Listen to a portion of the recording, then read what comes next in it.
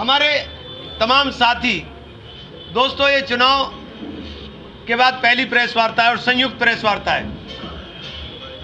आज की परिस्थिति में जिस प्रकार से देश के अंदर लोकतंत्र के ऊपर प्रहार किया जा रहा है, देश के अंदर संविधान को बदलने की चर्चा की जा रही है, जब देश के संविधान को बदलने की चर्चा होने लगे और लोकतांत्रिक रूप से चुनी हुई सरकारों के मुखियों को अहंकार के बल पर बिना सबूतों के अभाव में जेलों में डाला जाए, तो इस सीधे सीधे लोकतंत्र के ऊपर प्रहार है।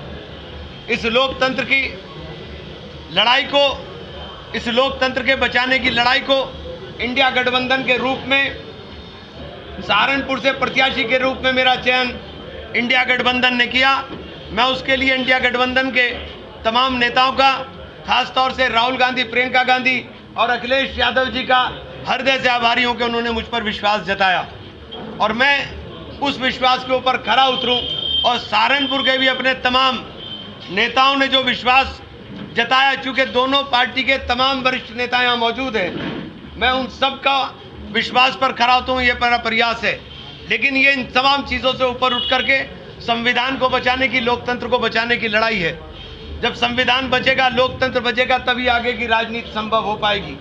ऐसी परिस्थिति के अंदर जब देश का नौजवान सड़कों के ऊपर रोजगार के लिए भीख मांग रहा हो, देश का पढ़ा लिखा डिग्री याफ्ता 43% नौजवान बेरोजगार हो, जो नौजवान खेल कूद और दौड़ के माध्यम से अर्धसैनिक बलों में और फौज में भर्ती होना चाहता था, उनके सपनों को अग्निवीर योजना ला करके चकनाचूर करने का काम इस सरकार ने किया हो।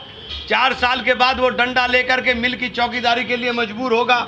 इन तमाम मुद्दों को लेकर के जब किसान अपने फसल के दाम मांगे, तो सरकार कहे कि एमएसपी के लिए 2 लाख करोड़ की व्यवस्था करना मुश्किल है, लेकिन 16,90,000 करोड़ रुपया पूंजीपति का माफ करने को सरकार के पैसा है, किसान के लिए नहीं है।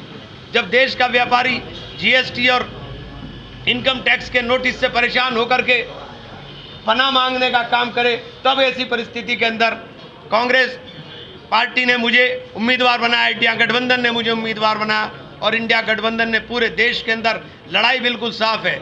लड़ाई इंडिया गठबंधन वर्सेस एनडीए और बीच का कोई रास्ता नहीं। यहाँ जो बहुजन समाज पार्टी की बात कर रहे हैं, बहुजन समाज पार्टी सीधे सीधे भारतीय जनता पार्टी की सहयोगी के रूप में काम करने का काम कर रही है। भारतीय जनता पार्टी को अभी 15 दिन पहले चुनाव के अंदर, राज्यसभा के चुनाव में भी ये वोट दे करके आए और एक विधायक था, उसने ही भाजपा को वोट दिया। ये भाजपा से लड़ाई लड़ने की बात बेमानी है। भाजपा से सीधी लड़ाई गठबंधन की है। बहुजन समाज पार्टी तो भारतीय जनता पार्टी के साथ मिलकर के गेम खेलने का काम कर रही है। बस साथियों, आप सब लोगों का धन्यवाद।